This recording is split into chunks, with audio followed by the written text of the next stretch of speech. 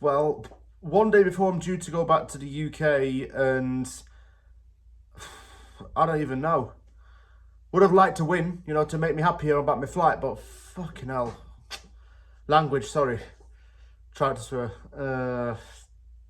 George, the thing about this game is, right, we had over 20 shots at their goal, and we only scored once. And even when we scored once, we were 3-0 down. That's what makes me mad. Leicester has been the shittest team we've lost to all season.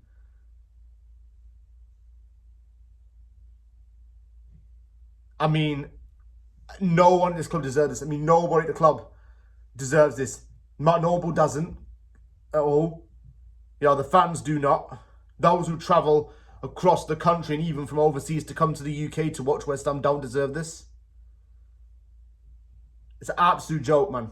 Absolute joke. We have gone from being 6 points off of 7th to now being in a relegation battle, and we are. And there's no candy coat in that.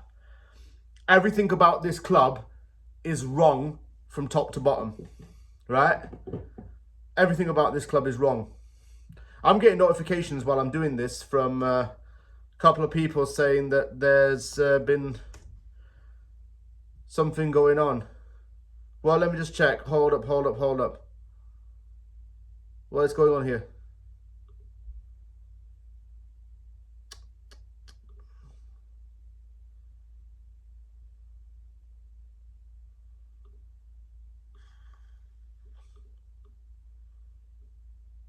Nothing yet. Just keeping notifications on because I'm seeing a lot of stuff being shared. Thought there'd been like a announcement that he'd gone. Well, it finished Leicester City 3, West Ham United 1. I'll sum this up briefly. Okay, we made a lot of changes to that team. Mavropanos came in. Ings came in. Alvarez came back in. Paquetá was dropped. Kudus came back in.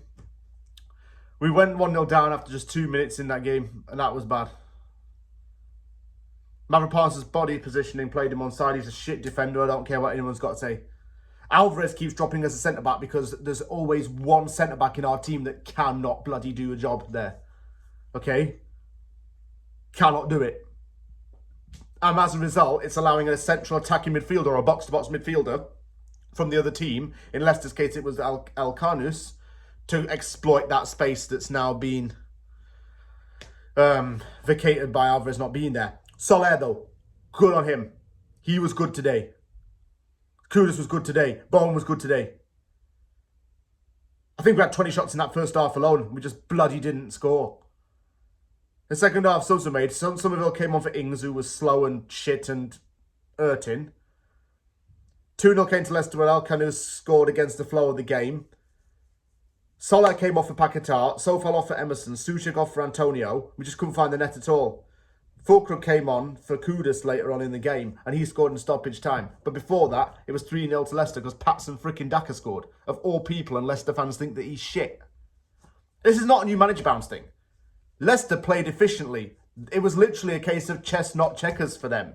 They were playing smarter, not harder, and without trying as hard as West Ham did, in all honesty. But they just did things so efficiently to the point where they were able to score 3 goals. That's the thing.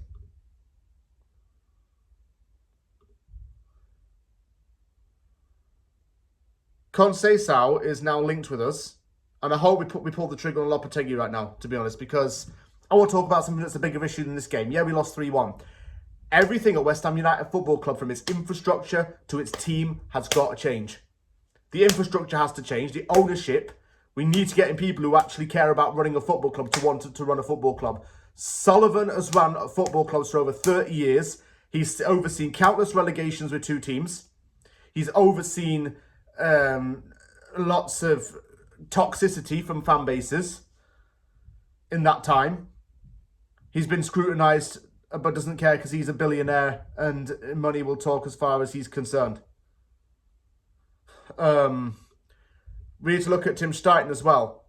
Okay, it's good that he's spent money, but the only reason why we think it's good when they spend money is because we're not accustomed to having transfer windows where we get 3 or 4 players in within the space of 2 weeks and we spend a lot of money. We're not accustomed to it. We're usually waiting on a few very cheeky deals on the last day of a transfer window for us to actually sign players and hopefully improve. The problem here is that Stuyton has signed these players, but he's got defenders who aren't able to defend well. Splashed £40 million on Kilman, who's had his inconsistencies, but I'm still willing to back. He bought Alvarez, who's starting to become quite burdensome, and given that he commits fouls and is going to get sent off again at some point this season. We've got midfielders who don't have any energy and are very static. And that's arguably the most important area of the whole pitch when you got the middle. Because where you win your balls, it's where you transitional play, and we don't have that kind of thing. We have wingers who are actually quite good. But we have strikers who are all over the age of 30 and can't stay fit. So starting someone you've got to criticise as well. He's not immune from the criticism. Julian Lopetegui's definitely not immune from the criticism.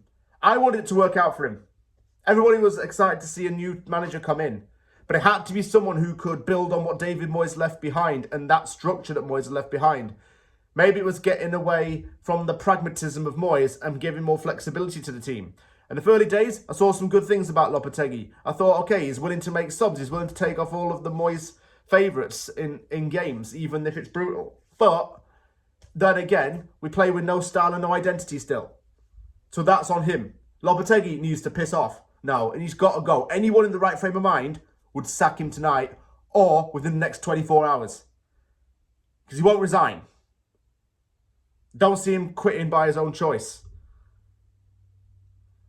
The other thing that I will say is some of these players can piss off as well. Mavropanos is not good enough. I'm sorry, but he was shocking. He was shocking. His positioning in the centre-back role is bad. It's bad. He should not start games at all. Alvarez has dropped off massively. Danny Ings is way too slow. And the thing is, I like Danny Ings, man. But he's not what we need in this game and this team. The thing is, even though we were 1-0 down at half-time, we were saying that aside from the opening 2 minutes in which we conceded the goal, we were still looking good. No, I will say this. We're not dominant. We weren't dominant, but we were battering them in terms of chances. We were getting shots on goal like crazy. And it just seems like our attackers are allergic to putting it in the net. And Leicester's just defending for its life. And then focusing, ultra-focused, like on Ritalin, to contain West Ham. 1-0 down at half-time, but we're still in it. Make a substitution at half-time and put Somerville on for Ings. Okay, a little bit more pace in the team. Then we're 2-0 down, and that's even more of a sucker punch. It's an absolute joke. We've got Leicester fans laughing at us because we are a joke. West Ham United Football Club likes to call itself a big football club. Okay? But, you know, Leicester and Nottingham Forest were in League One at some point within the last 15 years. They all suffered battles to stay in the Championship, but they got back up to the Premier League over a few years, spent a bit of money, and then got to where they are right now. Leicester won a Premier League. Leicester got Champions League football, won an FA Cup. Nottingham Forest is fighting for a European spot. Even Bournemouth was in League One, but it got into the Premier League, and right now it's got a good project under a young manager with a good young squad. You know, bloody hell, even Brentford and teams like that are better run than West Ham right now. Even Championship teams and League One teams are better run than West Ham right now. Just getting people who want to run a football club to run a proper football club. Seriously. And change the whole thing. I'm against the regime because I'm pro-West Ham. I will back the club. I will try to back the manager while he's here. But I'll only do so within reason. If he doesn't appeal to me and the coaching isn't good enough, then he can't stay on. Other coaches have been bad, like Levy and Abramovich, but they're not afraid to pull the trigger when things go wrong. Sullivan is because he doesn't want to spend the money, like he didn't want to spend the money on Amorim to compensate Lopetegui's contract for its remainder and fire him. You know what I'm saying? We get nothing back from these players at all. And to be honest with you, it's a liberty. It's absolutely taking the piss. Absolutely taking the utter piss.